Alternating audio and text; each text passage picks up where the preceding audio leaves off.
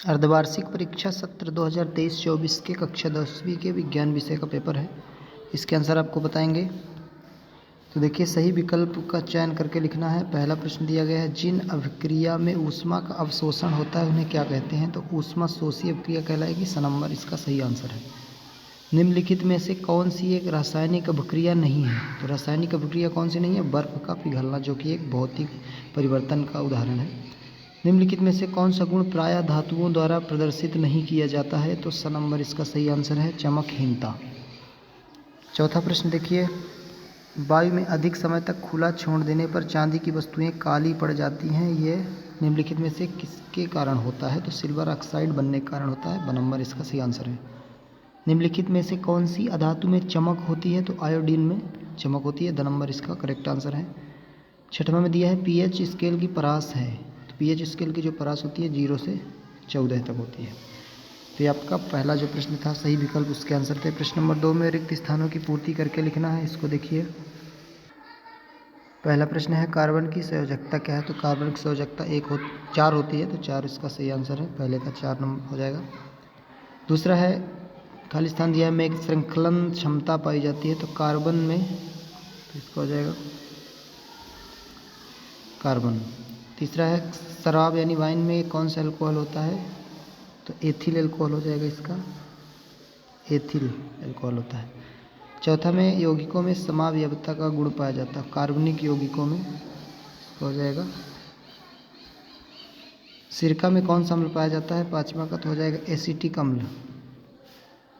Acetic अम्ल पाया जाता है। और प्रकाश संश्लेषण में कौन सी गैस मुक्त होती है? तो कार्बन डाइऑक्साइड होती है। तो CO2 लिख दीजिए या कार्बन डाइऑक्साइड लिख दीजिए।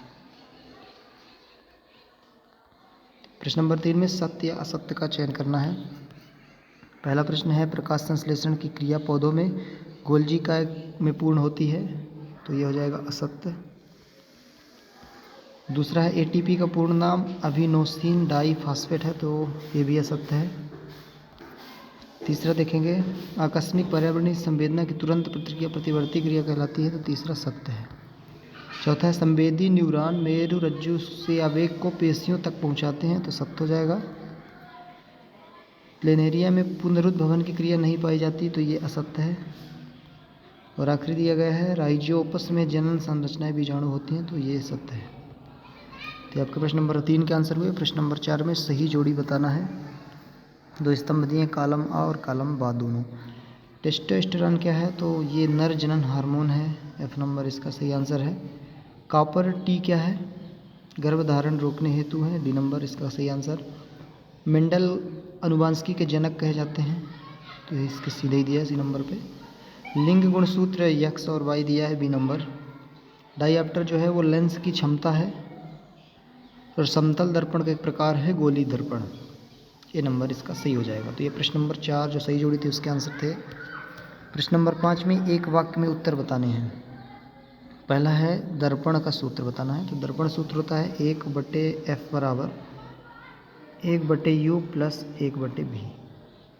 दूसरा है, तारों के टिमटिमाने का मुख्य कारण क्या है? अपवर्तन है। तो इसका हो जाएगा अपवर्तन के कारण।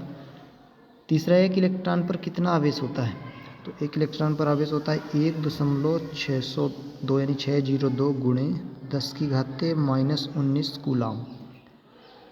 चौथा है, विद्युत आवेश का मात्रक तो कूलाम होता है। चौथे को हो जाएगा कूलाम। पांचवा है, विभवांतर धारा और प्रतिरोध में संबंध लिखिए। तो V बराबर IR होता है।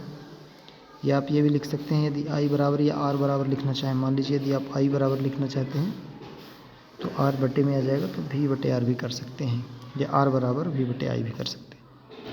आखिरी है, जो पदार्थ अपघटित होते हैं क्या कहलाते हैं? तो अपघटन की प्रक्रिया होती है तभी पदार्थ अपघटित होते हैं। तो अपघटन कहलाता है।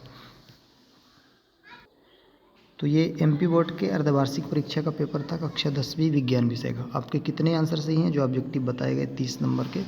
आप कमेंट करके ज़रूर बताएं।